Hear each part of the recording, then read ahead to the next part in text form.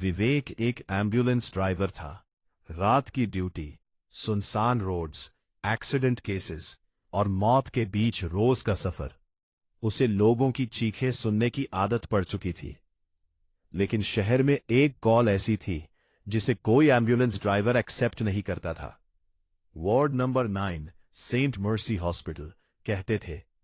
रात 3:13 AM पर वहां से इमरजेंसी कॉल आती थी। लेकिन प्रॉब्लम यह थी, उस हॉस्पिटल को बंद हुए 11 साल हो चुके थे। कहते हैं वहां एक फायर एक्सीडेंट हुआ था। वार्ड नंबर 11-9 में कई पेशेंट्स जिंदा जल गए थे और उसके बाद हॉस्पिटल परमानेंटली बंद कर दिया गया। लेकिन हर कुछ रातों में इमरजेंसी डिस्पैच सिस्टम पर कॉल फ्लैश होती, पेशेंट क्रिटिकल, वार्ड 9। जो ड्राइवर वहां जाता वो कभी नॉर्मल वापस नहीं आता। कुछ लोग जॉब छोड़ देते, कुछ पागल हो जाते और कुछ गायब। विवेक इन बातों पर हंसता था। भूत एम्बुलेंस थोड़ी बुलाते हैं। एक रात तेज तूफान चल रहा था। बारिश इतनी तेज थी कि विंडशील्ड से कुछ दिखाई नहीं दे रहा था। रात के ठीक 3:13 AM पर डिस्पैच स्क्रीन ब्लिंक हुई। Emergency pickup request, location Saint Mercy Hospital, ward number 9। Vivek धीरे धीरे अंदर गया। रिसेप्शन पर पुरानी फाइल्स पड़ी थी और डेस्क पर एक रजिस्टर खुला था। उसके आखिरी पेज पर लिखा था, ambulance arrived, Vivek Sharma. Time 3:13 AM। लेकिन नीचे सिग्नेचर की जगह खून लगा हुआ था। तभी ऊपर लिफ्ट अपने आप खुली, डिंग, और स्पीकर में टूटी हुई आवाज गूंजी, वार्ड 9 इज वेटिंग। विवेक कांप गया, लेकिन क्यूरियोसिटी में लिफ्ट में घुस गया। डोर बंद होते ही लाइट्स फ्लिकर करने लगी, 1 2 3 4। लेकिन लिफ्ट 4th फ्लोर पर नहीं रुकी। स्क्रीन ब्लिंक हुई, फ्लोर 9। विवेक का दिल रुक गया। इस बिल्डिंग में 9th फ्लोर है ही नहीं। डिंग, डोर खुला।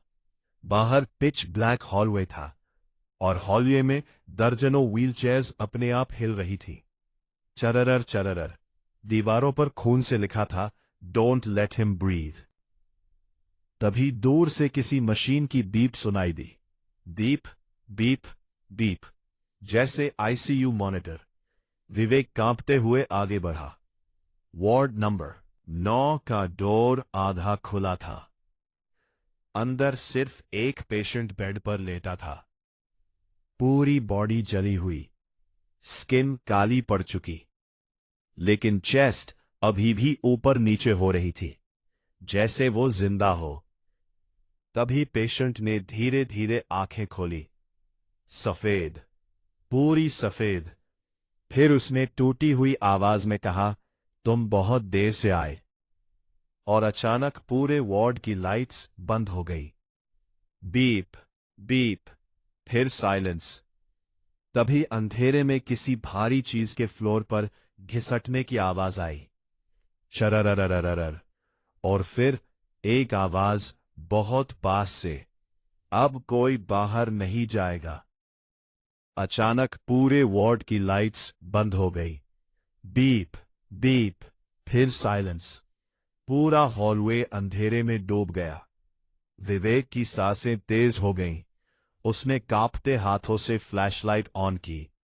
कमरे में पेशेंट वाला बेड खाली था।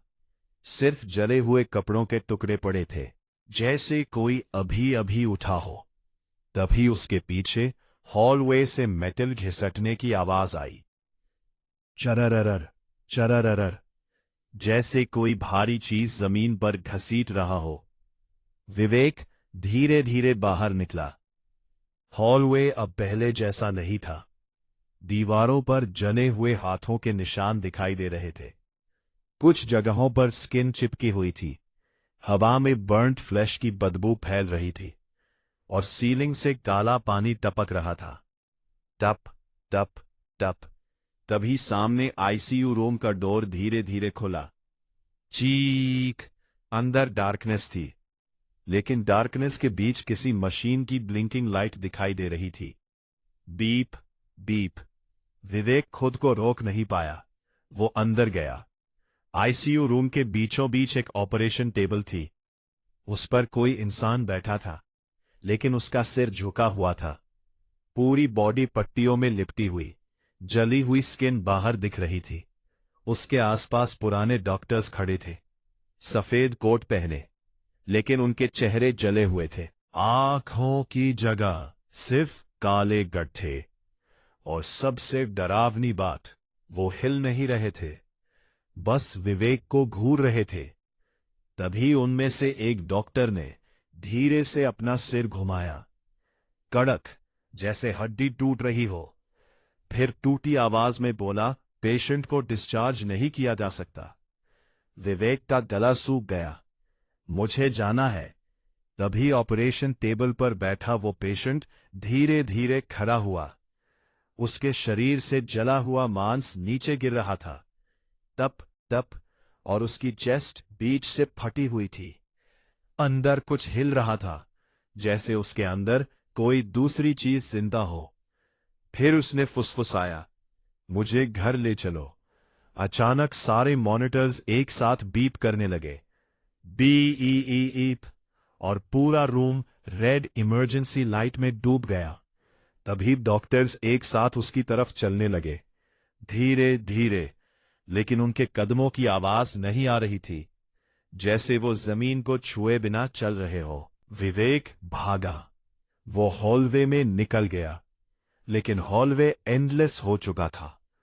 वार्ड नंबर्स बदलने लगे, 9, 19, 98, 99।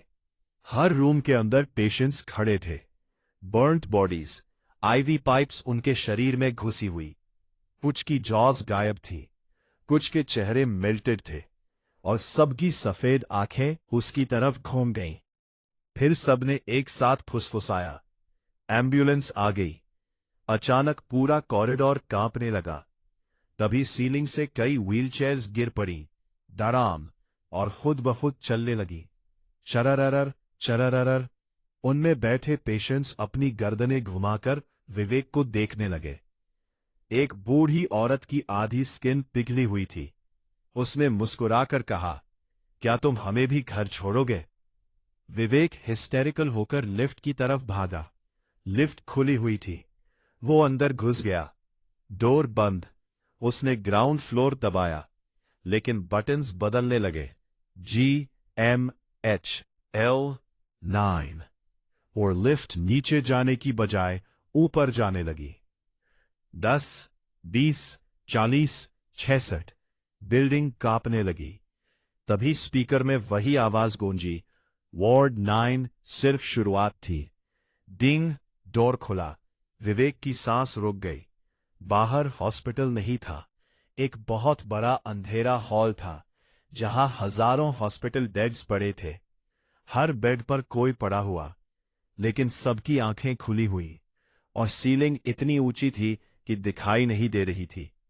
बीच में एक विशाल काली आकृति खड़ी थी, इतनी लंबी कि उसका सिर डार्कनेस में गायब था।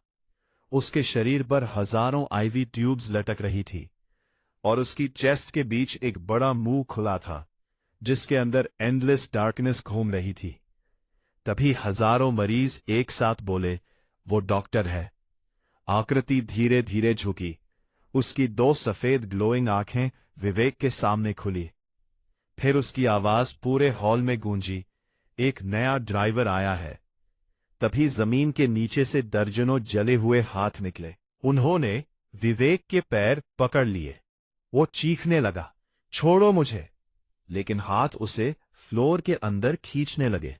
तभी एम्बुलेंस रेडियो अपने आप ऑन हुआ। Dispatch voice, new assignment accepted. Patient name Vivek Sharma. Status alive but dying. अगली सुबह पुलिस को सेंट मर्सी हॉस्पिटल के बाहर एक एम्बुलेंस मिली। इंजन अभी भी ऑन था। बैक डोर्स खुले हुए थे, लेकिन अंदर कोई नहीं था। सिर्फ स्ट्रेचर पर जले हुए हाथों से लिखा मैसेज दिखाई दिया, वार्ड 9 स्टिल नीड्स ड्राइवर्स।